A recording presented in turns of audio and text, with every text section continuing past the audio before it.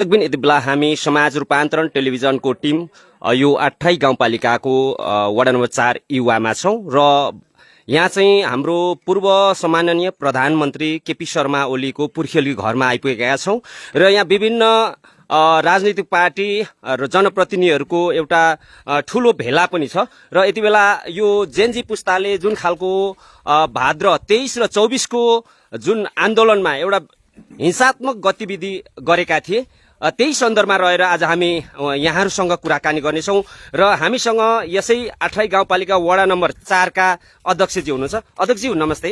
नमस्ते। हजुरको शुभ खगेन्द्र गुरुङ 8 गाउँपालिका 4 नम्बर वडा अध्यक्ष। हजुर के लाग्छ यो जुन पछिल्लो समयमा जेनजी पुस्ताले देशैभरि हैन कार्यपालिका हैन न्यायपालिका हैन र विभिन्न सर्वोच्चताका कुराहरू र पैतृक सम्पत्तिहरूमाथि पनि हमला गरेर आगजनी गरेर यो निकै ठूलो ध्वस्त पारेको छ नि। यहाँ अरबौं खरबौंको क्षति पनि भएको छ। यसै सन्दर्भमा तपाई के भन्न चाहनुहुन्छ जनतालाई बताइदिनुस् न।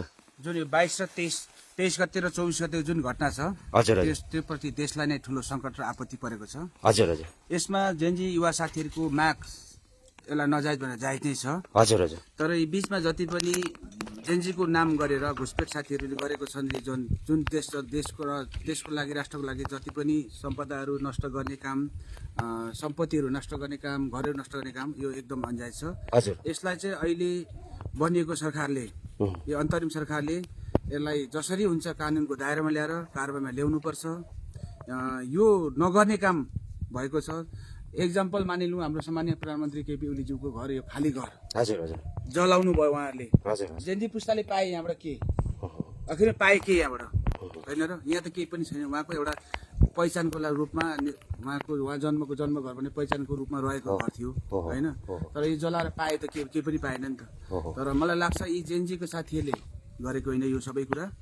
जेनजीको नाम बेचेर बीचमा लग्ने बिचौला घुसपेट साथीहरूले गरेको हुन्। यस्ता गतिविधिबाट साथीहरू जोसुकै होस् र हामीलाई पनि हामी जनप्रतिनिधि भएको हिसाबले हामीलाई पनि नैतिक रूपमा राजीनामा दिनुपर्छ होइन। तपाईँहरू होसियार रहनु। यस्ता दुनियाँ हामीलाई 24 गतेको दिन हामीलाई फोन मार्फत आएको छ, चेतावनी आएको छ होइन। तर हामीले के भने यी साथीहरू जोसुकै हुन्, यी साथीहरू पनि राजनीतिको एउटा लोगो लागेको व्यक्ति हुन् र यिनीहरूले कुनै न कुनै पार्टीको गिरासी लिएकै हुनुपर्छ, पार्टीको पिएम लिएकै हुनुपर्छ, पार्टीको सदस्य लिएकै हुनुपर्छ। यी जुन साथी छन् म लाइभ मार्फत के भने ती साथीहरूले हिजो जसले हामीलाई धम्कीपूर्ण भाषाले आएको छन् जुनले हामीलाई के भनेछन् यी साथीहरूलाई म कुनै कार्यक्रममा अथवा कुनै पार्टीको कार्यक्रममा कहीँ देख्यो भने मेरो पहिलो हमला पनि हुनेछ। यो चाहिँ साथीहरूले ती मसँग बोल्ने साथीहरूले हेक्का राखे हुन्छ होइन। म पनि 8 वासी नै हो, 8 को पानी खाएको मान्छे नै हुँ र यो नहुनु घटना घटाए साथीहरूले माग जायज छ। उहाँहरूको जेनजी युवा साथीहरूको माग जायज छ होइन। अब देशमा कतिपय गतिविधिहरू यस्ता पनि भएको छन्, ठुल्ठुला शीर्ष नेताहरू भएको होला त्यो होला होइन। तर यसलाई मेन दोषी छानेर कारवाही गरेको भए हुन्थ्यो। तर देश नै ध्वंस पार्ने काम गरे। देशलाई ध्वंस हुँदै गर्दाखेरि यो ठुलो नोक्सानी भनेको तपाईँ हामीले भोग्नु परेको छ, हामी नेपाली जनताले भोग्नु परेको छ। किनभने सिंहदरबार जस्तो, शीतल निवास जस्तो राष्ट्रको मात्रै होइन विश्वको सम्पदा सूचीमा पर्ने चिजहरू आज ध्वस्त भएर गए। ती चिजहरू फेरि फर्केर बनाउनलाई नेपाललाई ठुलो लाग्छ। त्यसले गर्दाखेरि जे छ युवा साथीहरूको जेनजी साथीहरूको माग जायज नै छ। तर यी बीचमा भएका गतिविधिहरू यस्ता गतिविधि नभइदिएको हुन्थे र आइन्दादेखि यस्ता कार्यक्रम गर्दाखेरि यस्ता आन्दोलन गर्दाखेरि आउने युवा साथीहरूले सोचेर भोलिको दिनमा मलाई कतिको असर पर्छ, भविष्य म आन्दोलन पछाडि म कहाँ जाने, आन्दोलन सधैँभरि आन्दोलन एक अब रहँदैन, आन्दोलन सकेपछि म कहाँ जाने, आन्दोलन पछाडि म कसरी रहने भन्ने कुरो पनि सोचेर अघि बढ्नु होला भन्ने जेनजी साथीहरूलाई भन्छु। अध्यक्ष यो हजुर त अब यसै 8 गाउँपालिका वडा नम्बर 4 को अध्यक्ष भइरहँदा तपाईँ एउटा जनप्रतिनिधि होइन र विशेष गरेर सरकारलाई तपाईँ के ध्यानकर्षण गराउन चाहनुहुन्छ? यत्रो राज्यको सम्पत्ति माथि चाहिँ एउटा दुष्प्रयास भएर अथवा एक खालको जेनजी ले हो या अराजक समूहले हो होइन, भोलि यो सरकारले छानबिन गर्ला नै होइन। यसमा सरकारलाई चाहिँ तपाईँ के अनुरोध गर्न चाहनुहुन्छ, के भन्न चाहनुहुन्छ? अघि पनि भने अहिलेको अन्तिम सरकारलाई म के भन्न चाहन्छु भने जति पनि यो अराजक गतिविधि भएको छ यसलाई सामाजिक सञ्जाल मार्फत देखिन्छ, भिडियो सिसी फुटेजमा देखिन्छ। छानेर खोजेर देश बाहिर होस् देशभित्र जोसुकै कुना पनि खोजेर यो देशमा भएको अराजक गतिविधि गर्ने व्यक्तिहरूलाई चाहिँ कानुनी दायरामा ल्याएर कठघरामा उभ्याउनै पर्छ। यही भन्न म चाहनुहुन्छ यही भन्न चाहन्छु होइन त यति बेला हामी यसै 8 गाउँपालिका वडा नम्बर 4 का अध्यक्षज्यूसँग उहाँले उहाँका कुराहरू राखिसक्नु भएको छ। र नमस्ते, नमस्ते, हजुरको शुभ नाम बताइदिनु। म राजमणि थपलिया, हजुर, नेकपा एमाले वार्ड नम्बर 4 को अध्यक्ष। के छ जस्तै अहिले तपाईँ सामान्य नै पूर्व प्रधानमन्त्री केपी शर्मा ओलीको पुर्ख्यौली घरमा हुनुहुन्छ होइन, अलिकति यसको यो जुन पछिल्लो समयमा जुन जेन्जी आन्दोलनले गरेको यो भाद्र 23 र 24मा जुन खालको देशैभरि एउटा क्षति गरे नि, यसमा चाहिँ तपाईँको के भनाइ छ? यो क्षति रिसले गरे, हजुर, चलाइराखेको वर्तमान सरकारको रिसको, त्यसमध्ये पनि केपी शर्मा ओलीको रिसले आवेगमा आएर यो कामहरू भइराखेको बुझ्छु म आफ्नो बुझाइमा। हजुर, र यसमा चाहिँ जेनजीको आन्दोलन भनेको केवल सञ्चार मिडिया लाई दर्तामा ल्याउनु पर्छ र मात्रै चलाउन पाइने भन्ने खालको कुरा चाहिँ विगतको सरकारले गरेको थियो। हजुर, हजुर, त्यसको विरोध भनेर समसामयिक मिडियामा त्यस्तो खालको जेजी आन्दोलन भ्रष्टाचार उन्मूलन हुनुपर्छ, यो मिडिया बन्द गर्न पाइँदैन, केपी चोर देश छोड आदि इत्यादिका कुराको नाराले अगाडि बढ्दै जाँदा बाहिर राष्ट्र अन्तर्राष्ट्रिय र देशभित्रको पनि त्यस्तो रिस गर्ने साथीहरूको उपज यो निक्लियो। त्यसमा जेन्जी आन्दोलन एक खालको थियो, विश्राम अर्कोतिर गयो। किन भन्दाखेरि घुसपेट भएर। त्यसो भएको हुनाले के गर्नुपर्छ त अहिलेको सरकारले भने केपीलाई चाइनाको सम्मेलनमा जाँदा जे जति कुरा त्यहाँको अन्तर्राष्ट्रिय लिडरहरूसँग जो कुरा केपीले राख्नुभयो त्यसको रिस, यो राष्ट्र राष्ट्रियताको बारेको रिस, लिपुलेख लिम्पियाधुराको रिस, यो चुचे नक्साको रिस, यी आदि इत्यादिको रिसको उपज नै यो किसिमको अहिलेको घटना परिघटना छ। त्यसो भएको हुनाले अहिलेको सरकारले तिनीहरूलाई पनि सुचारू गर्दै लगेर राष्ट्र राष्ट्रियताको कुरालाई जोरदार आवाज उठाएर त्यो जेन्जी पनि लिम्पियाधुरा लिपुलेखमा गएर मित्र राष्ट्रसँगको जोरदार बुलन्द आवाज उठाउन सक्यो भने जेन्जी ठिक रहेछ, होइन भने घुसपेट गरेर यहाँ मान्छेहरूको यस्तो यो घर सानो एउटा हाम्रो जलुके भन्ने भाइ यहाँ यसो सुत्यो, बिचरा उसको 10 रुपियाँ थियो कि थिएन सिरानमा, त्यो डढ्यो। यस्तो किसिमको चाहिँ हृदय विदारक यी मात्रै नभएर राष्ट्रिय सम्पत्तिका कुरा, नारायणहिटी दरबार के अरे सिंहदरबार जलेको 2030मा, त्यतिखेर पनि के थियो त भन्दाखेरि एक खालको चाहिँ हृदय विदारक नेपालीहरू रोएका थिए। अहिले आएर पनि त्यस्तो अवस्थामा आउँदाखेरि वास्तवमा मन रोएको छ। कारबाही सत्य तथ्य, अहिलेको वर्तमान प्रधानमन्त्री सुशीला कार्की प्रधान न्यायाधीश आफै हुनुहुन्छ। उहाँले चाहिँ हामीले उहाँलाई कानुन सिकाउने होइन, उहाँले कानुनको कठघारामा ती दोषीहरूलाई पत्ता लगाएर कारबाही गर्न पर्छ, मेरो जोरदार माग यो माग हो तपाईँको। हस्, धन्यवाद। हजुरको शुभ नाम बताइदिनुहोस् त। मेरो भीम घिमिरे हो। के भन्न चाहनुहुन्छ यो जुन? मेरो भनाइ चाहिँ के हो भने 23 र 24मा एउटा व्यापक जुन आन्दोलन भयो जेन्जी पुस्ताबाट, जेन्जीले राखेका मागहरू जायज थिए। हजुर, भ्रष्टाचार निवारण र यो मिडियालाई चाहिँ बन्द नगरौँ भन्ने एउटा जेन्जीको कुराहरू थियो। हजुर, तर 24 गतेको चाहिँ हुनुहार यो एउटा जेन्जी पुस्ताले गरेको मागमा चाहिँ विभिन्न पार्टीबाट घुसपेट भएर एउटा राष्ट्रिय सम्पत्ति अत्यन्तै ठुलो नोक्सानी क्षति पुर्याएका छन्। र यो राष्ट्रिय सम्पत्ति क्षति पुर्याउनेहरूलाई चाहिँ एकदम जान पहिचान गरेर यथोचित कारबाही गर्नुपर्छ। देश धेरै पछाडि परिसकेको छ र अब यहाँदेखि उता पनि यस्ता वितन्नाहरू मचाउने हरेक प्रकारका घुसपेटहरू यहाँ चलि नै रहन्छन्, चलेकै छन् र तिनीहरूलाई पनि कन्ट्रोल गर्नुपर्छ र देशमा राम्रो शान्ति व्यवस्था कायम गर्न यो अन्तरिम सरकारले खराबीहरूको जान पहिचान गरेर कारबाही गर्नुपर्छ। यही भन्न चाहनुहुन्छ नि त? हस् त, धन्यवाद। हजुरको? नमस्कार, मेरो नाम तुलसा सिलवाल हो, घर यहीँ हो 8 गाउँपालिका वार्ड नम्बर 4। हजुर, म चाहिँ के भन्न चाहन्छु भने जेन्जी भन्नाले जेन्जी कति उमेरदेखि कति उमेरको व्यक्ति जेन्जी हुन्छ होइन। त्यो दिन यो घर जलाउन आउने टिममा 70 वर्षसम्मका जेन्जीहरू हुनुहुन्थ्यो। तिनीहरूको पहिचान खुलेर ती कुन पार्टीका हुन्, कस्ता मान्छे आए यो घर डढाउनु हुन्छ भन्ने खालका मान्छे 70 वर्ष 65 वर्षका उमेरका मान्छेले यो घर जलाउनु हुन्छ भनेर एउटा नेगियरको रूपमा अगाडि लाएर केटाकेटीहरू लिएर आउनुभएको छ। त्यो जेएनजी टिममा जति आउनुभएको 4-5 जना विद्यार्थी हुनुहुन्थ्यो। चण्डा शारदा माविमा पढ्ने 3 जना बहिनीहरू हुनुहुन्थ्यो। पोखरी माविमा पढ्ने 12-13 वर्षका 2 जना बच्चाहरू लिएर आउनुभएको थियो। उहाँहरूलाई लिएर आएर उहाँहरूको उशृङ्खल व्यवहारमा तपाईँहरू लगाइदिनुहोस्, आगो जलाइदिनुहोस् घर भन्दै लिएर आउने जुन जुन पार्टीबाट आउनु भएको छ उहाँलाई सशक्त कारबाही होस् भन्न चाहन्छु। यही सरकारलाई तपाईँको अनुरोध छ होइन त। यति बेला हामी आठराई गाउँपालिका वडा नम्बर 1 का अध्यक्ष प्रेमराज फोम्बो साथै उहाँ नेकपा एमालेको जिल्ला सचिवालय सदस्य पनि हुनुहुन्छ। यहाँलाई स्वागत छ अध्यक्षज्यू। के भन्न चाहनुहुन्छ? अब देशमा यत्रो दुर्घटना त भयो, देशले यत्रो अरबौं खरबको क्षति त बेर्नु पर्यो, त्यसमा पनि निजी सम्पत्तिहरूमाथि एमाले र काङ्ग्रेसका विशेष गरी घरहरू छानी हानेका छन्। यस विषयमा तपाईँको भनाइ के छ? भनाइदिनुहोस् जनतालाई। खास गरेर अहिले यो 2082 साल भाद्र 23 र 24 गते हजुर भएको यो जेएनजीको नामबाट भएको यो हिंसात्मक अराजक लुटपाट यस्ता खालका गतिविधिहरू घटेको पहिलो भन्न चाहन्छु। हजुर यो जेएनजीको कुनै एउटा समूह भनियो, कुनै उसमा एफिलिएट दर्ता भएको राजनीतिक दल पनि होइन, केही पनि होइन, एउटा समूह। अब समाजशास्त्रले अहिलेको टेक्नोलोजीको हिसाबले मानिसहरूको वर्गीकरण गरेको छ, जसमा यो जेएनजीको समूह जेनजेडको समूह भनेको चाहिँ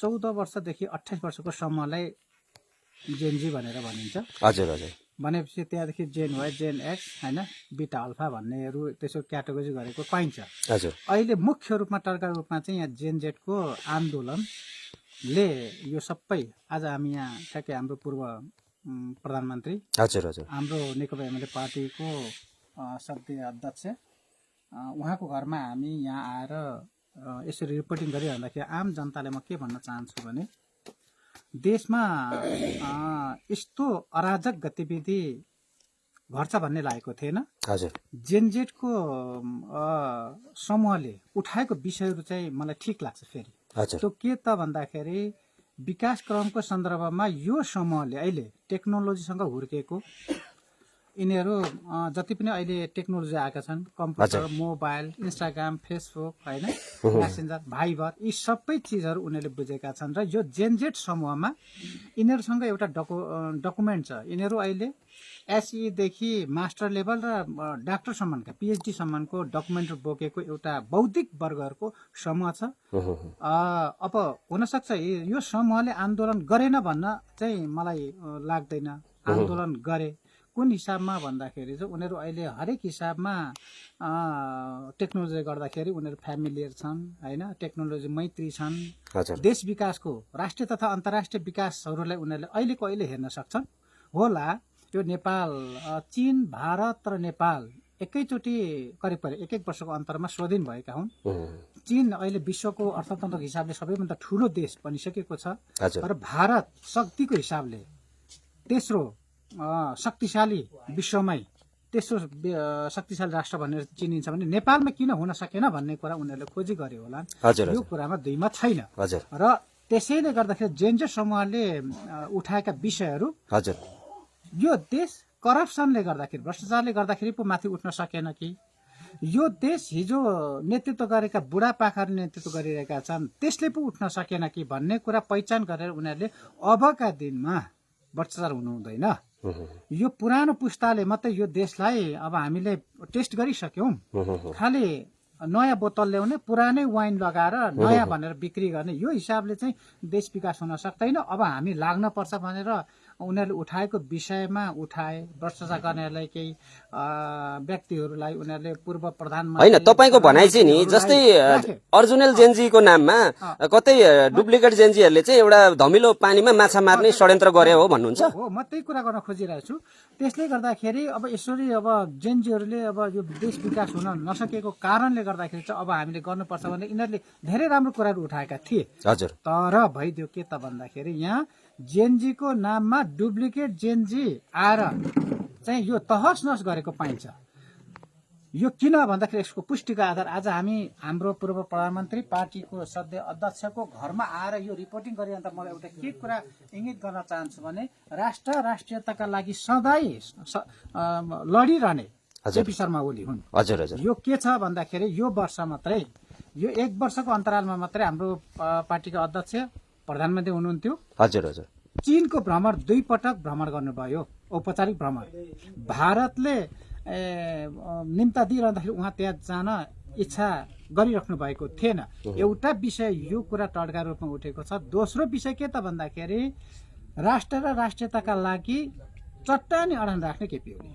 हजुर हजुर त्यो के त भन्दाखेरि एउटै मात्रै एउटा सङ्केत के गर्न चाहन्छु भने हाम्रो नेपालको नक्सा जो यो कालापानी, लिपुलेक र लिम्पिया धुरालाई नेपालको नक्सामा हाम्रो नेपालको भूभाग हो।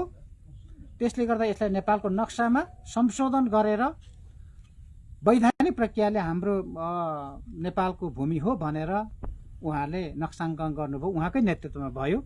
यसको टाउको दुखाइ कसको थियो भन्दाखेरि हाम्रो दक्षिणतिरको राष्ट्रको जो भारतको पनि टाउको दुखिरहेको थियो, जुन अहिले चीनले सी जिनपिङले निम्तो गरेको औपचारिक भ्रमणमा ठुला राष्ट्रहरू त्यहाँ त्यो सम्मेलनमा उपस्थिति दिनुभएको थियो र उहाँले देशप्रतिको 1 इन्च पनि डगमगिनु भएन, उहाँ हल्लिनु भएन। चट्टानी अडानका साथ त्यो लिपुलेक लिम्पिया धुरा नेपालको भूमि हो भनेर उहाँले त्यहाँ सम्बोधन गर्नुभएको थियो। त्यसको तत्काल यहाँ फेरि केही समयमा नै यस्तो घटनाहरू घट्दाखेरि पनि यसको सङ्केत मिल्छ। त्यसले गर्दाखेरि एउटा जेनजेटको राम्रो एउटा विषयलाई ल्याएर अराजक गतिविधि यो देश नै नरहने खालको छोटो समयमा यत्रो ठुलो नोक्सान भयो, त्यो हामीलाई पीडा छ। आम नेपालीहरूको मनमा पीडा छ। यो देशमा हामीले फेरि लगानी गर्ने कि नगर्ने भन्ने कुरा ध्वस्त भएको सिंहदरबार हाम्रो इतिहास ढलेको छ। त्यस्तै जस्तै अब एउटा निजी कम्पनी, निजी व्यक्तिहरूको सवालमा म एउटै मात्रै उठाउन चाहन्छु। मीन बहादुर गुरुङले बाटबाट नै नेपालभरमा कतिवटा बनाउनु भएको छ। उहाँले 10,000 भन्दा धेरै यस्तै जेन जेड, जेन वाई सम्मका जेन एक्सलाई पनि उहाँले रोजगारी दिनुभएको थियो। आज त्यो तहस नहस गरिरहँदाखेरि त्यस्ता निजी व्यक्तिहरू, निजी कम्पनीहरू फेरि यो देशमा लगानी गर्ने कि नगर्ने, यसले के निम्तायो त भन्दाखेरि अस्थिरता निम्तायो। अब यहाँ त्यस्ता खालका व्यक्तिहरू फेरि लगानी गर्दा फेरि पनि खरानी हुन्छ भने किन लगानी गर्ने हो, यस्तो खालको चाहिँ यहाँ बुट्ने काम गर्यो। दिमागलाई एकदम चञ्चल बनाउने हो। भोलिका दिनमा फेरि अहिले अन्तरिम सरकार त बन्यो, यो जेनजेटको आन्दोलनको नाममा आमूल परिवर्तन भएको देखिन्छ, तर एउटा सरकार बन्यो, अन्तरिम सरकार। यो व्यवस्थाको योभन्दा राम्रो वेल व्यवस्था के हो त? यो व्यवस्थामा केही नराम्रा चिजहरू छन् भने तिनीहरूले फालेर राम्रा चिजहरू राखेर अगाडि बढ्नुपर्छ।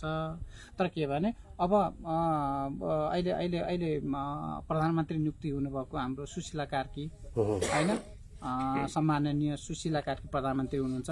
उहाँहरूले पनि अहिले जेनजेटले के भनिरहेका छ भने यो पनि हामीले प्रस्ताव गरेको मान्छे होइन भनेर भनिरहेका छन्। 73 वर्षको उमेरको प्रधानमन्त्री, त्यसो भने त हाम्रो त्यो माग थियो भने त फेरि पनि केपी ओली नै ठिकै थियो। उहाँ पनि 73 वर्षकै हुनुहुन्थ्यो, उहाँभन्दा सक्षम र सबल हुनुहुन्थ्यो भन्ने कुरा। त्यसैले गर्दाखेरि पनि यो के त रहेछ भन्दाखेरि यो जेनजेटको नाममा चाहिँ कहीँदेखि अन्तर्राष्ट्रिय खोल बोकेर आएर त्यस्ता खालका कपडा लगाएर यहाँ राष्ट्रमा देशद्रोही व्यक्तिहरूको त्यो समूहहरू अलिक हाबी भएका छन्। यो चिज अहिले अब पत्ता लगाएर अब बिस्तारै साम्य हुँदै पनि जाँदैछ स्थिति। त्यसले गर्दाखेरि ओरिजिनल जेनजीको अहिले सुदन गुरुङ भन्ने ओरिजिनल जेनजी हुन् भने तिनको अहिले राष्ट्र र राष्ट्रियताको बारेमै छलफल भइरहेको छ। अहिले उनी राष्ट्र र राष्ट्रियताको बारेमै छलफल भइरहेछ। यस्ता नेपालकै होइनन् भने त हामीले सङ्केत हामीलाई भइहाल्यो कि यो अन्तर्राष्ट्रिय रूपमा सिधै छ भन्ने कुरा। तर उहाँ राष्ट्रिय नागरिक हुन् भने जेनजेटहरूको मुद्दा उनले उठाएको ठिक हो भने त्यही ढङ्गले अगाडि बढोस्। त्यसका लागि जेनजेटसम्म सरकारलाई के भन्न चाहनुहुन्छ त अध्यक्षज्यू? सरकारले अब तत्काल यस्ता खालका अराजक गतिविधि गर्नेहरूलाई समातेर कानुनी दायरामा ल्याएर यसको क्षतिपूर्ति दिनुपर्छ भन्ने चाहन्छु। यही भन्न चाहनुहुन्छ है? नमस्ते, यति बेला हामीसँग नेकपा एमाले कोशी प्रदेश सदस्य हुनुहुन्छ रूपा कन्दुवा। नमस्ते। नमस्ते। के भन्न चाहनुहुन्छ त? यत्रो देशमा क्षति भइरहेको छ होइन, थोरै बताइदिनुहोस् त। क्षति भइरहँदाखेरि होइन? हामी सबै नेपालीको मन पोलेको छ, मन हजुर। रोएको छ, आत्मा हजुर। रोएको छ। हजुर र सर्वप्रथम म के भन्न चाहन्छु भने 23 गते एउटा जेएनजी ग्रुपले जुन एउटा सरकारसँग चाहिँ शान्तिपूर्वक एउटा सम्झौता गरेर हाम्रो आन्दोलन अगाडि बढ्छ, आन्दोलनलाई अगाडि लान्छौँ। र आन्दोलनको विषय भनेको चाहिँ करप्सनको बारेमा थियो, नेतृत्वको बारेमा थियो, जुन सवालहरू जुन विषयहरू राम्रा थिए। तर उहाँहरूले त्यो शान्तिपूर्वक आन्दोलनमा सहभागी भइराख्दाखेरि त्यहाँबाट अकस्मात घटनाहरू घट्न गए, तोडफोडहरू हुन गए, संसद भवनहरू घेरिए, आगो लगाइए, त्यहाँ चाहिँ गोली लागेर चाहिँ एउटा बालिकाहरू विद्यार्थीहरूले ज्यान गुमाउनु पर्यो। र ज्यान गुमाउने ज्यान गुमाउने प्रति म एउटा हार्दिक श्रद्धासुमन व्यक्त गर्न चाहन्छु र उहाँहरूको परिवारजनप्रति चाहिँ गहिरो संवेदना व्यक्त गर्न चाहन्छु। त्यसैले गर्दा एउटा वास्तविक जेएनजीले गरेको कामलाई अर्को जेएनजीले चाहिँ एउटा फाइदा उठाइरहेको छ। त्यो फाइदा उठाइरहेको जेएनजीहरूलाई चाहिँ सक्दो एउटा कारबाही हुनुपर्छ। जेएनजीको नाममा चाहिँ एउटा विध्वंसकारी कामहरू हुनु हुँदैन। विध्वंस रूपमा चाहिँ देशहरूलाई चाहिँ एउटा क्षत पार्ने गरेको गिरोह जुन जेएनजीको नामबाट अगाडि बढेको छ। र त्यति मात्र नभएर देशमा एउटा सुरक्षाकर्मीहरूलाई, त्यति मात्र नभएर निर्वाचित जनप्रतिनिधिहरूलाई चाहिँ धम्क्याउने काम, सचेतना दिने काम, तपाईँले चाहिँ राजीनामा दिनुपर्छ, तपाईँले चाहिँ यहाँबाट छोडिदिनुपर्छ भन्ने गरेको हिसाबले उहाँहरूलाई चाहिँ धम्कीपूर्ण कामहरू आइरहेको अवस्थाले गर्दाखेरि वास्तविक जेएनजी को हो त? त्यो जेएनजी चाहिँ अहिले बनेको अन्तरिम सरकारले चाहिँ पहिचान गरेर त्यसलाई जतिसक्दो कानुनी दायरामा ल्याएर कडाभन्दा कडा कारबाही गर्नुपर्ने गरेको हुन्छ। उहाँले उठाएको विषयवस्तु नराम्रो छैन, राम्रै छ। र म अर्को कुरा पनि म के भन्न चाहन्छु भने जति पनि एउटा गणतन्त्रको पक्षमा, लोकतन्त्रको पक्षमा हामी यहाँ आबद्ध भएका छौँ। संविधान निर्माण गर्नको लागि, संविधानलाई बनाउनको लागि कति ठुलो योगदान, कति ठुलो रगत बगेको छ, कति धेरै वर्षपछि एउटा संविधान बनेको छ। त्यो बनेको संविधानलाई जोगाउनको लागि र राष्ट्र र राष्ट्रियतालाई र देशको स्वाभिमानलाई बचाउनको लागि तपाईँ हामी राजनीतिक आस्था विचारमा जहाँ जे रहे पनि अब राष्ट्र र राष्ट्रियताको बचाउनको लागि हामी सबै लागि पर्नुपर्छ। हामीले कमसेकम देशमा एउटा परिवर्तन चाहेका थियौँ। हामी जति पनि एउटा पार्टीको आस्था विचारमा रहे पनि जुनै पार्टीको पनि एउटा भ्रष्टाचारलाई मुक्त पार्नुपर्छ, भ्रष्टाचार मुक्त देश राष्ट्र बनाउनुपर्छ र नयाँ नेतृत्वहरूलाई पनि अब नेतृत्व दिनुपर्छ भन्ने गरेको हामीले एउटा सङ्कल्प बोकेर हिँडिरहेको हुँदाखेरि अहिले बिचमा आएर यो एउटा ठुलो दुर्घटना हुन पुग्यो। र यो दुर्घटना ननिम्त्योस्, यो दुर्घटनाको लागि चाहिँ छानबिन होस्। आज सुरक्षाकर्मीहरू, आज हामी नेपाली जनताहरू जति पनि अहिले देशमा चाहिँ विशेष गरी उपमेयर, उपप्रमुखहरू रोइरहेको अवस्थाहरू छ, उहाँहरूको घरहरू जलेको अवस्थाहरू छ। त्यति मात्र नभएर नेपाल कम्युनिस्ट पार्टी, नेकपा एमाले र नेपाली कांग्रेसका जो एउटा नेतृत्वहरू हुनुहुन्छ उहाँहरूलाई एउटा मर्मम तरिकाले, दुःखदायी तरिकाले कुटपिट गरिएको छ। त्यो कुटपिट गर्दाखेरि के भ्रष्टाचार मुक्त हुन्थ्यो र के उहाँहरूले गरेको गलत कामहरू चाहिँ कुटपिट गर्दाखेरि, लछार पछार गर्दाखेरि, उहाँहरूको घर आगजनी गर्दाखेरि समस्याको समाधान हुन्थ्यो र उहाँहरूले साँच्चै नयाँ कुरा परिवर्तन गर्न चाहनुहुन्थ्यो भने उहाँहरूले वैज्ञानिक ढङ्गले गर्न सक्नुहुन्थ्यो। एउटा न्यायको अदालतहरू अहिले जलिरहेको छ, एउटा राष्ट्रको धरोहर, एउटा सिंहदरबार जलेको छ, थुप्रै देशमा चाहिँ आज क्षतविक्षत भएको अवस्थाहरू छ। ती कुराहरूलाई चाहिँ अन्तरिम सरकारले चाहिँ ती घटनामा, त्यो जेएनजीको एउटा आन्दोलनमा जो सहभागी भएर अपराधिक घटनाहरू, हिंसात्मक घटनाहरू घटाएका छन्, ती घटनाहरूलाई चाहिँ निरूपण गर्न र त्यहाँ संलग्न हुने जो जति छन् उहाँहरूलाई चाहिँ कारबाहीको दायरामा ल्याउनुपर्छ। र उहाँहरू यदि नेपाली हो, उहाँले जुन एउटा आन्दोलन सुरु गर्नुभयो, त्यो आन्दोलन सुरु गरिसके पछाडि र जुन यो यस्तो खालको जुन हाम्रो श्रद्धेय पार्टी अध्यक्ष प्रधानमन्त्री केपी शर्मा ओलीको यो घर वास्तवमा के पाउनु थियो र यहाँ थिन चाहिँ के थियो र? आखिर एउटा इतिहास थियो। एउटा इतिहासलाई पनि उहाँले जलाउन यति मात्र नभएर उहाँहरूले थुप्रै कुराहरू अझै पनि कतिपय व्यक्तिहरूलाई अघि यहाँनिर हाम्रो अध्यक्षज्यूले पनि भन्दै हुन्थ्यो धम्कीका कुराहरू, यस्ता धम्कीका कुराहरू दिने के यिनीहरू वास्तविक जेएनजी हुन् त? जेएनजीको आफ्नो लक्ष्य के थियो? त्यो लक्ष्य अनुसार उहाँहरू हिँड्नुभयो कि हिँड्नु भएन? त यदि हिँड्नु भएको छैन भने भोलि बस्न त यही धरतीमा, यही नेपालमा यहीँ बस्नुपर्ने हुन्छ होला। उहाँहरू त्यस्तो आन्दोलन गर्नुभएको छ, उहाँ त्यस्तो लुटपाट गर्नुभएको छ, भाटबाटेनीहरू लुटिएको छ, उहाँप्रतिर गएर चाहिँ बलात्कार हिंसाहरू अन्त्य हुनुपर्छ भन्ने गरेको हिसाबमा बोलिराख्नु भएको छ। प्रतिर गएर चाहिँ भाटबाटेनी लुटेर त्यहाँका सामानहरू बोकेर हिँडिरहेको थुप्रै क्लिप्सहरू भिडियोहरू के भन्न चाहनुहुन्छ त सरकारलाई? अन्तिममा तपाईँको के पहल छ? उहाँहरूलाई चाहिँ यथार्थ उहाँ एउटा न्यायाधीश जस्तो एउटा चाहिँ कानुनको विज्ञता प्राप्त गरिसकेको एउटा विज्ञ व्यक्ति भएर अहिले जेएनजी पुस्ताले चाहिँ प्रधानमन्त्री चयन गरिसके पछाडि उहाँ आफै न्यायको चाहिँ विज्ञता हासिल भइसके पछाडि उहाँले छानबिन गरेर जसरी हुन्छ त्यस्ता आपराधिक गतिविधिहरूलाई कारवाही गर्नुपर्छ भन्ने गरेको हिसाबमा चाहिँ म भन्न चाहन्छु। र अर्को कुरा केही पनि भन्न चाहन्छु, जेएनजी पुस्ताले जुन गरेको आन्दोलन छ उहाँहरू भोलि फेरि यही ठाउँमा बस्नुपर्ने हुन्छ होला। उहाँहरूले त्यत्रो विध्वंस गर्नुभएको छ, लुटपाट गर्नुभएको छ, उहाँहरूले चाहिँ म नेपाल हाँसेको हेर्न चाहन्छु, म नेपाल खुसी भएको हेर्न चाहन्छु। जहाँ कि नेपाल चाहिँ ध्वस्त भइरहेको छ, नेपाल रोइरहेको छ, आज नेपाली आमाहरू रोइरहेका छन्, काख रितिरहेको छ, कतिको चाहिँ सिउँदो रितिरहेको छ, कतिको चाहिँ थुप्रै जीवन साथीहरू गुमाउनु परेको परिस्थितिहरूमा चाहिँ उहाँहरू चाहिँ नेपाल हाँसेको हेर्न चाहन्छु। र अर्को कुरा चाहिँ सामाजिक सञ्जालमा हामीले हेरिसक्नु नसक्नुको शब्दहरू प्रयोग गरेर उहाँहरूले चाहिँ बोल्नु भएको छ। त्यस्ता शब्दहरू यो नयाँ जेएनजीले बोल्न उपयुक्त हुन्छ कि हुँदैन, आउँदो पिँढीको लागि के हुन्छ? हो, प्रविधि मैत्री हुनुपर्छ, प्रविधिको आवश्यक छ, टेक्नोलोजीले विकासमा लानुपर्छ, त्यो आवश्यक छ। तर टेक्नोलोजी र प्रविधि सँगसँगै हामीले हाम्रो बोल्ने शैलीहरू, हाम्रो बोल्ने शब्दहरू, एउटा परिवारसँग बसेर बोल्नु पर्दाखेरि एउटा परिवारसँग बसेर चाहिँ हामीले चाहिँ सञ्चार हेरिरहेको बेलामा त्यहाँ कति नराम्रा शब्दहरू छन्।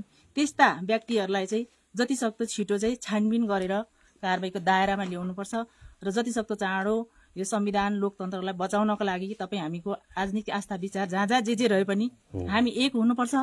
र जसको घरहरू ध्वस्त भएका छन्, जो चाहिँ एउटा अहिले कठिन परिस्थितिमा एउटा हिंसात्मक अपराधिक गतिविधिबाट चाहिँ विचलित हुनु भएको छ, उहाँहरू कोही विचलित नहुनको लागि सरकारले केही कदमहरू चाल्नुपर्छ भन्ने कुरा मैले राख्न यही अनुरोध गर्न चाहन्छु। यति बेला हामीसँग तेह्रथुम जिल्लाका सहायक सिडिओ साहब पनि आउनुभएको छ। कता हुनुहुन्छ सिडिओ साहब? सहायक सिडिओ साहब नमस्ते। के छ अब अहिले त देश यो भाद्र 23 र 24 को होइन जेएनजी आन्दोलनमा देशमा कता कता प्रशासनै छैन कि प्रहरी नै छैन कि भन्ने पनि जनमानसमा उठेको छ। यसलाई तपाईँले कसरी विश्लेषण गर्नुहुन्छ सहायक सिडिओ साहब? बताइदिनुहोस् थोरै। अब अहिले विश्लेषणतिर जानभन्दा नि अहिले चाहिँ हामी चाहिँ विशेष गरी जिल्लाभित्र यो आन्दोलनको कारणले के कति क्षति भएको छ त्यो विषयमा हजुर त्यसको कति भएको छ भनेर चाहिँ त्यसलाई विश्लेषण गर्न, त्यसलाई अध्ययन गर्नको लागि आएका हौँ। हजुर अरू समग्र राज्यमा भइरहेको विषयहरूमा अब धेरै कुराहरू आइसकेका छन्। ती कुराहरूमा धेरै मेरो तर्फबाट टिप्पणी गर्न सान्दर्भिक पनि नहोला जस्तो लाग्छ मलाई। हजुर तसर्थ मैले अहिले तपाईँलाई यति भने आज तपाईँलाई तेह्रथुम जिल्लाको हकमा कति के क्षति भयो त्यो बताइदिन सक्नुहुन्छ? अहिले टेन्टेटिभली हामीले हेर्दाखेरि क्षति भएको चाहिँ अब यहाँ हाम्रो प्रधानमन्त्रीज्यूको पुरानो घरमा हजुर क्षति भएको भन्ने खबर आएर के कति भएको रहेछ भनेर हामी चाहिँ यसलाई अध्ययन गर्न आएका छौँ। हजुर र त्यस्तै गरी 8मै अर्को एउटा कुनै शालिगमा पनि क्षति पुगेको छ भन्ने आएको छ। होइन, तेह्रथुम जिल्ला समग्रभरिको चाहिँ बताइदिनुहोस् न कहाँ कहाँ के भयो? समग्रमा मैले त्यति नै भने, अरू चाहिँ त्यो प्रकारको विवरणहरू आएका छैनन्। हामी त्यसलाई अझै अध्ययन गर्दैछौँ र अहिलेलाई मैले यति भने। के छ जस्तै जेनजेटको आन्दोलनको नाममा होइन अराजक गतिविधि गर्ने जो संलग्न अपराधी भनौँ न है, यी अपराधीलाई कस्तो खालको कानुनी कटघरा र कस्तो सजाय हुन्छ होला तपाईँको विचारमा के लाग्छ? कुनै पनि माग राख्दै गर्दाखेरि अब जुन एउटा सर्वमान्य जुन एउटा शान्तिपूर्ण आन्दोलन गर्ने, शान्तिपूर्ण माग राख्ने कुराहरू सबैतिर अब यो सर्वमान्य नै छ। र कानुन विपरीतका कार्यहरूमा चाहिँ अब कानुन बमोजिम नै यसको निरूपण हुनुपर्छ भन्ने मलाई लाग्छ। त्यो लाग्छ जस्तै देशमा प्रहरी प्रशासन होइन चाहिँ वर्दी नै उतारेर चाहिँ होइन एउटा खिल्लीको पात्र प्रहरीहरूलाई पनि प्रशासनलाई पनि बनाइयो नि होइन, यसमा तपाईँको भनाइ के छ? त्यो विषयमा म अब त्यो लेभलमा मैले विश्लेषण गर्ने मेरो अलिकति नहोला पनि होइन। तसर्थ अहिले चाहिँ मैले तपाईँलाई यति नै भने, जति हामीले अब तेह्रथुम जिल्लाको सवालमा जति शान्ति सुरक्षाको हिसाबले गर्नुपर्ने, प्रमुख जिल्ला अधिकारीज्यू सुरक्षा समितिको तर्फबाट गर्नुपर्ने सबै उपायहरू अवलम्बन गरेर नागरिकको जीव धनको रक्षा गर्नको लागि जे गर्न सकिन्छ त्यो उपायहरू अवलम्बन गरेका छौँ। तथापि कहीँ कतै कमी कमजोरीहरू हुन सक्लान्। तर तेह्रथुम जिल्लाको सन्दर्भमा चाहिँ जिल्ला सुरक्षा समिति र सम्पूर्ण सुरक्षा निकायहरू आफ्नो जिम्मेवारीबाट विमुख चाहिँ नभएको अवस्था यहाँलाई म जानकारी गराउन चाहन्छु। सक्दो प्रयास सबैजनाले गर्नुभएको छ र नियमित रूपमा हामी सुरक्षा समितिको बैठक बसेर सर्वदलीय बैठक सर्वपक्षीय बैठक बसेर सबैजनालाई संयम हुनको लागि सबैजनालाई चाहिँ शान्तिपूर्ण तवरले अगाडि बढ्नको लागि आवश्यक पहलहरू पनि गरेका छौँ र मैले अहिले तपाईँलाई यति भने है। हस् त, धन्यवाद है त समय दिनुको लागि। यति बेला हामीसँग चाहिँ यहाँ तेह्रथुम जिल्लाका सहायक सिडिओ साहबबाट पनि कुराकानी गरेका छौँ र यति बेला यहाँका दिग्गज अग्रज नेकपा एमालेका पूर्व जिल्ला अध्यक्ष तेजमान कञ्जवाज्यूसँग छौँ। नमस्ते दाइ। नमस्ते। के छ अब अहिले देश त अराजकतर्फ ढल्क्यो भन्छन् नि होइन? जस्तै देशमा लोकतन्त्र गणतन्त्रमाथिको चाहिँ एउटा चाहिँ ठुलो एउटा के भन्ने त्यसलाई एउटा च्यालेन्ज जस्तो भइरहेको छ कि कसरी यसलाई चाहिँ भन्न चाहनुहुन्छ, के भन्न चाहनुहुन्छ? तपाईँलाई धन्यवाद दिन चाहन्छु। संयोग यस्तो भयो कि त्यता हेर्न थाल्नुहुन्छ, यो मेरो सुनिसकेर अलि यतापट्टि फर्किदिनु अनि यो लाइभमा अलिकति हल्ला नभए हुन्थ्यो। अलि यतापट्टि फर्किनुहोस् तपाईँ, थोरै यता थोरै फर्काइदिनुहोस् त। मेरो परिचय तपाईँ आफैले पनि दिनुभयो। मैले थप भन्नुपर्दा म तेजमान कन्नवा, नेकपा एमालेको लामो समयसम्मको जिल्ला कमिटीको अध्यक्ष। हजुर। म पार्टीको प्रदेश कमिटीको अध्यक्ष पनि हो। हजुर हजुर। र प्रदेशको पूर्व मान्य पनि हो। हजुर हजुर। अब यो जेनजी एउटा निश्चित उमेर समूह, यसलाई मैले चाहिँ इम्याच्योर अपरिपक्व समूह भनेर भन्छु। जेनजी आफैमा एउटा राजनीतिक पार्टी पनि होइन, एउटा सामाजिक अभियन्ताको रूपमा समाज रूपान्तरण गर्ने नाममा परिपक्व हुने संस्था पनि होइन। जेनजीको नामबाट गत भदौ 23 र 24 गते जुन घटना घट्यो हाम्रो मुलुकमा, हाम्रो नेपाल, र म ठुलो खेद पनि व्यक्त गर्न चाहन्छु। हजुर हजुर। जेनजी पुस्तालाई मैले अघि भने धेरै मानेमा जेनजी पुस्ता दोषी छैन। अहिले पछिल्लो समयमा जेनजीहरू विभाजित छन्। त्यो अपरिपक्वताको कारणले र त्यो सङ्गठित रूपमा समाज परिवर्तनको नाममा अगाडि बढ्दाखेरि त्यो अपरिपक्वताको कारणले गर्दा पनि उनीहरू विभाजित भए र त्यहाँ व्यापक घुसपैठ भएछ। त्यो देशी विदेशी घुसपैठ भएको छ, त्यसको बारेमा अत्यन्त लामो कुरा हुन्छ, म त्यो धेरै लामो कुरा गर्न चाहन्न। आज हामी पूर्व प्रधानमन्त्री केपी शर्मा ओलीको घर नजिकै छौँ। हाम्रो उमेर समूहको हिसाबले म झनै उहाँको उमेर समूहको मान्छे हो। एसएलसी हामीले सँगै गरेका छौँ 2028 सालमा। म नजिकबाट उहाँलाई चिन्छु, नेपाली राज्यलाई चिन्छु, नेपाली समाजलाई परिवर्तन गर्नको लागि विभिन्न समयमा भएका आन्दोलनहरूलाई बुझ्छु। अहिले जेनजीहरूले एन्टी करप्सन रिभोल्युसन को नाममा जुन आन्दोलन गरे, सुशासनको नाममा जुन आन्दोलन गरे, अब त्यो ठिक थियो। त्यो कानुनी रूपमा कोही यदि दोषी भयो भने दोषीलाई दण्ड गर्नुपर्छ कानुनी राज्यमा। हामी कानुनी राज्यमा कानुनको विपक्षमा जान सक्दैनौँ, हामी कानुनको पक्षमा छौँ होइन। अब यहाँ सबैभन्दा पहिला हामी आज आठै गाउँपालिकाको वडा नम्बर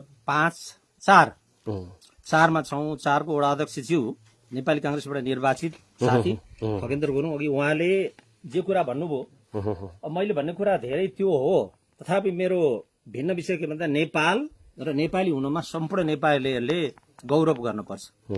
हाम्रो पहिलो पहिचान भनेको नेपाली हो। हामी गणतन्त्रवादीहरू, हामी गणतन्त्रको पक्षमा, लोकतन्त्रको पक्षमा धेरै अगाडिदेखि 2007 सालपछि भएका तमाम आन्दोलनहरू नेपाली समाजलाई रूपान्तरण गर्ने, नेपालीहरूलाई समृद्ध बनाउने, सुखी बनाउने, सामाजिक न्याय प्रदान गर्ने सिलसिलामा धेरै आन्दोलनहरू भएको छ। ती आन्दोलनकारीहरूले एकीकृत रूपमा यसरी घुसपैठ भएको जेनजीको नाममा भएको विध्वंसको विरुद्धमा, अहिले नेपालमा भएको विध्वंस यो 2 दिनमा जे भयो त्यो कल्पना नगरिएको असाधारण खालको आन्दोलन भयो। त्यसले एउटा ठुलै परिवर्तन पनि ल्यायो। रातारात तपाईँको चाहिँ अन्तरिम सरकार पनि गठन गर्न पर्यो। तर मैले आठैमा बसेर देशभरिको बारेमा धेरै कुरा गर्नुभन्दा म आठैवासीहरू आज हामी नेतृत्वको हिसाबले यहाँ सबै भएनौँ। यहाँ मैले देखिरहेको छु नेपाली काङ्ग्रेस र नेकपा एमालेको साथीहरूको उपस्थिति छ। हामीले अरूलाई बोलायौँ न, त्यस्तो होइन, यो अचानक यस्तो हुन पुग्यो। तर कुनै पनि राजनीतिक संस्थाहरू, राजनीतिक पार्टीहरूमा पनि वैचारिक हिसाबले गणतन्त्र र लोकतन्त्रको पक्षमा प्रतिबद्धता जनाउने, सिद्धान्तप्रति प्रतिबद्ध हुने नाममा चाहिँ कमी कमजोरी देखा परेको छ। मैले यो घटनासँग जोडेर भन्नुपर्दा के बुझिरहेको छु, के सुनिरहेको छु भने म काठमाडौँमा थिएँ। मैले अहिलेको मिडियाहरू मार्फत यहाँको सबै घटनाहरू देखाएको छु। यहाँ समयमै चाहिँ हाम्रो वडा अध्यक्षज्यू खगेन्द्र गुरुङले होसियारी बस्ने पनि भनेको छ। प्रहरी प्रशासन पनि यहाँ उपस्थित छ, म त्यो सबै देखिरहेको छु। हजुर हजुर। तथापि जेनजी पुस्ताले यो बेमान गरेकै होइन, देशभरि बेमान गरेकै होइन। जेनजी पुस्ता यो चाहँदैन थियो। यो अराजक तत्त्व, अराजक व्यक्तिहरू, त्यो चाहे नेपाली काङ्ग्रेसभित्र होस्, चाहे एमाले भित्र र माओवादी भित्र, यी सबै अराजक मान्छेहरूको कारणले गर्दाखेरि र देशकै हकमा भन्नुपर्दाखेरि देशको सार्वभौमिकतालाई अन्त्य गर्ने हिसाबले, देशको राष्ट्रियतालाई समाप्त गर्ने हिसाबले देशका ठुल्ठुला नेताहरूले, पार्टीका नेताहरूले पनि त्यो चाल चालेछन्, तिनीहरूलाई पनि कारवाही हुनुपर्छ, म त्यो चाहन्छु। तर अहिले लोकतन्त्र र गणतन्त्रलाई बचाउनको लागि सबै गणतन्त्रवादी शक्तिहरू एक हुनुपर्छ। बीचमा षड्यन्त्रपूर्वक पाराले आफ्ना कार्यकर्ताहरूलाई नियन्त्रणमा राख्न नसक्ने भयो भने यो अराजकता अरू फैलन सक्छ। मैले सुनेको छु कि अब यहाँका अगुवा नेताहरू, आठैको अगुवा नेताहरू, अघि हाम्रो सायक सिरु साहबले भन्नुभयो, देशभरि क्षति भएको वास्तवमा आठैमा दुईटा घटना। एउटा भक्तराज कन्दुवाको शालिगको टाउको मैले अस्ति दिन मात्रै आउँदा हेरेँ, त्यो टाउको भत्काइरहेको छ। त्यो 23 र 24मा त्यो जेनजी आन्दोलनमा सहभागी हुने उनीहरूले नै त्यसको जिम्मा लिनुपर्छ र प्रशासनले पनि त्यसको चाहिँ राम्रो अनुसन्धान अनुगमन गर्ने काम गर्नुपर्छ। त्यो मलाई राम्रो लागिरहेको छैन। त्यो रातारात त्यस्तो अराजक तत्त्वहरू जो यहाँ उपस्थित छन्, हामीले यहाँ नाम पनि लियौँ, ती अराजक तत्त्वहरू, अराजक व्यक्तिहरू, ती सबैलाई कारवाही गर्नुपर्छ। यस्ता अराजक तत्त्वहरूलाई चाहिँ कस्तो किसिमको कारवाही होला त? मैले कानुनी रूपमा, मैले यो आई फर आई टिथ त टिथको कुरा गर्दिनँ। अहिले हामी पछिल्लो जमानामा छौँ। हामी तपाईँको कानुनले केसम्मको कारवाही गर्नुपर्छ यस्तो विध्वंस गर्ने मान्छेहरूलाई, होइन? त्यो खालको देशभरि जो अराजक तत्त्वहरू छ तिनीहरूलाई चाहिँ अहिलेको सरकारले सुशासनको कुरा जोडतोडको रूपमा उठाइरहेको छ। एउटा ठुलो आन्दोलन के छ त यो अहिलेको पछिल्लो जुन सरकारले, अन्तरिम सरकारले के कारवाही गर्ला जस्तो लाग्छ? गर्नुपर्छ। जे गर्छु भने कारवाही गर्छ त। विगतमा धेरैवटा यस्ता आन्दोलन पछिका आयोग गठन गर्नुपर्छ। आयोगले काम गरिरहेको छैन। म के भन्न चाहन्छु भने यस्ता आयोगहरूले अब परिणाम देखिने गरी कारवाहीमा जानुपर्छ। ती सबै मान्छेको पहिचान, यो पूर्व प्रधानमन्त्री केपी शर्मा ओलीको यो पुरानो घर डढाउने मान्छेहरूको पहिचान भएको छ। तिनीहरूलाई आठैको सबै साथीहरूलाई म ध्यान आकर्षण गर्न चाहन्छु। यहाँ उपस्थित हुने साथीहरू धेरै बोल्न अप्ठ्यारो हुन्छ। राजनीतिक मान्छेले राजनीतिक कुरा गरिन्छ होइन। पूर्व मान्यज्यू, जस्तै अहिलेको अन्तरिम सरकारै दक्षिणपन्थी ध्रुवबाट चलेको भन्छ नि, के यो सरकारले अहिलेको जुन क्षति यसको बिहोर्न सक्ला त? अथवा यसको क्षतिपूर्ति, होइन, देशमा यत्रो अरबौँको घाटा भइरहेछ कि यसलाई यो सरकारले गर्ला त? सरकार आफै निरीह छ। मैले सुनेको छु हिजै मात्रै मन्त्रीमण्डलको विस्तार भएको छ। विस्तार हुँदा पनि यहाँको गृहमन्त्रीले, हाम्रो मुलुकको अहिलेको गृहमन्त्रीले, अर्थमन्त्रीले, होइन, अर्थव्यवस्थालाई कसरी सुधार्नुपर्छ, भौतिक रूपमा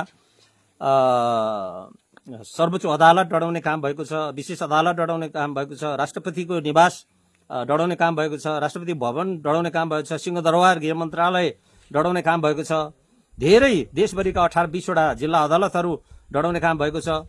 अब त्यो भवन निर्माण गर्नुपर्छ। त्यो निर्माण गर्ने नाममा पनि अर्थमन्त्रीले बोलेको सुनिरहेको छु। त्यसलाई व्यवहारमा योभन्दा विगतमा जे भनेर गरिएको छैन। त्योभन्दा म यो अन्तरिम सरकारलाई के चाहिँ भन्छु भन्नुहुन्छ भने यसको वैधताको कुरा म उठाउँदिनँ। तथापि यो सरकारले त्यसको क्षतिपूर्ति दिने काम पनि गर्नुपर्छ।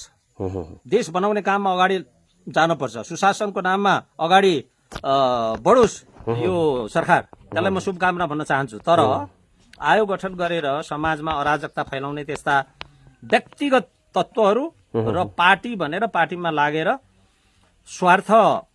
आफ्नो स्वार्थ पूरा गर्ने नाममा जे बेमानी गरिरहेछन्, त्यो बेमानी गर्नेलाई आज हामी जुन घरमा बसेका छौँ, जहाँ भेला भएछौँ, ती मान्छेको पहिचान गरेर तिनीहरूलाई दण्ड गर्नै पर्छ। यति गरेन भने समाजले न्याय प्राप्त गर्दैन, नेपालीहरूले न्याय प्राप्त गर्दैनन्। देशभरि यो खालको आन्दोलनले, मेरो मुख्य चासो के हो भन्नुहुन्छ भने नेपाल नै रहेन भने कुनै पनि नेपालीहरूको त्यो इज्जत र पहिचान पनि रहँदैन। सबैभन्दा ठुलो नेपाल र नेपाली राष्ट्रियता, नेपाली सार्वभौमिकता, हाम्रो अधिकार सुरक्षित गर्नको लागि सबै गणतन्त्रवादी शक्तिहरू, सबै लोकतन्त्रवादी शक्तिहरूले बुझेर ती अराजक केही व्यक्तिहरूलाई हटाएर पनि हामी एक भएर त्यसको विरुद्धमा जान जरुरी छ। अझै पनि समाजमा त्यस्ता गलत घटनाहरू घट्दैनन् भन्ने गरेको छैन। घट्यो भने हामी एक भएर जानुपर्छ। म तयार छु। के छ त पूर्वमान्य गर्छु। जुन अहिले हामी बसिरहेको सम्माननीय पूर्व प्रधानमन्त्री केपी शर्मा ओलीको पुर्ख्यौली घरमा छौँ होइन। अब तपाईँहरूको पार्टीको के छ यो संग्रहालय बनाउने यो जुन घर त डढ्यो होइन, यसलाई के खालको के गर्ने योजनामा हुनुहुन्छ थोरै बताइदिनुहोस् न। यसलाई अब ऐतिहासिक के छ अब तपाईँको पार्टीले कस्तो खालको पनि हजुर नेपालमा जन्मिने राजनेताहरू, हजुर ठुला नेताहरू, हजुर जननेताहरू बसेका सबै घरहरू भत्काएको छ, सबै घरहरू डढाएको छ। केशव प्रसाद कोइरालाको घर, विश्व प्रसाद कोइरालाको घर, गिरिजा प्रसाद कोइरालाको घर, जो लोकतन्त्रवादी प्रजातन्त्रवादीहरू थिए ती नेताको बाबुको घर, उनीहरूको आफ्नो पुर्ख्यौली घर डढाइएको छ। गणेशमान सिंहको घर डढाएको छ। त्यस्ता मान्छेहरूको घर डढाइएको छ। ती सबै घरहरूलाई एउटा ऐतिहासिक हिसाबले हेर्नुपर्छ। त्यसरी नै अब अहिले हामी केपी शर्मा ओलीको घरमा डढेको घरमा भत्केको घरमा हामी भेला भएको छौँ। तेह्रथुमको प्रशासनको तर्फबाट उपस्थिति छ, प्रहरीको तर्फबाट उपस्थिति छ, यहाँ कमसे कम हामी राजनीतिक पार्टीको तर्फबाट उपस्थिति छ। अब यस्तो घरहरूलाई चाहिँ एउटा सङ्ग्रहालयको रूपमा, मैले उदाहरणको रूपमा त्यो विश्व प्रसाद कोइराला जन्मिएको घरमा, जसले तपाईँको लोकतन्त्रको पक्षमा ठुलो लडाइँ लड्यो सिंहको परिवारले, त्यो गणेशमानको घरमा जो आगजनी गर्ने काम गरे, त्यो त जेएनजीले गरेको कामै होइन भनेको। यो देशका बदमास राजनीतिक रूपमा सत्ता लोलुप्त भइरहन चाहने मान्छे केहीले, कुनै राजनीतिक पार्टीको त्यो अगुवा भए पनि तिनीहरूले गरे। अहिले एकदम पपुलिजमको नाममा, पपुलर हुने नाममा केही बेमानहरूले तिनीहरूले यहाँ सहभागिता जनाइरहेको छ यस्तो काम गर्नमा। त्यो ठिक छैन भनेको। यहाँको पपुलिस्ट भन्नेहरू पनि यहाँ उपस्थित भएका छन्, ती जेएनजी होइनन्। तिनीहरूको त पहिचान स्पष्ट भएको छ। त्यो पुलिस प्रशासनले बुझोस्। यहाँ हाम्रो चाहिँ इलाका प्रहरी कार्यालयको चाहिँ इन्सपेक्टर पनि यहीँ हुनुहुन्छ होइन, जिल्ला प्रशासनको तर्फबाट साग सिडीमा आउनु भएको छ। हामीले यति पहिचान गरिसकेपछि थाहा हुन्छ कि अहिले देशभरि रवि लामी छाने जो जेलबाट मुक्त भयो, त्यो जेएनजीले निकालेको होइन भनेको, त्यो अराजक तत्त्वले निकाल्यो, उनीहरू आफैले निकाले। उनीहरू आफै यो आन्दोलनमा सहभागी भएछन्। तिनीहरूको त्यो पपुलिजम समाप्त भएको छ। अब एकपछि अर्को ती नेताहरूले चाहिँ पार्टी, उसका नेताहरूले चाहिँ पार्टी छोडेर गइरहेछ। रवि आफै लाज पचाएर जेल बसिरहेछ। त ती मान्छेहरू गाउँ गाउँमा अहिले राजनीतिक रूपमा चाहिँ ढाँट्ने, गलत कुरा गर्ने काममा अगाडि बढिरहेछ। त्यसप्रति हामीले होसियार हुनुपर्छ। तर त्यस्ता तत्त्वहरू मैले जो भने व्यक्तिगत रूपमा अराजक बन्ने र त्यो पार्टीले यदि इसारा गरेको छ भने त्यो पार्टी पनि त्यही मानेमा दोषी हुन्छ। र त्यसलाई समाजका जनताले के बुझ्नुपर्छ भने त्यो पार्टी नेपालप्रति, नेपाली राष्ट्रियताप्रति, नेपालको सार्वभौमिकताप्रति चाहिँ नेपाललाई माया गर्ने ठाउँमा छैन भन्ने कुरा बुझ्नुपर्छ। र हामीले एक भएर चाहिँ अगाडि बढ्नुपर्छ।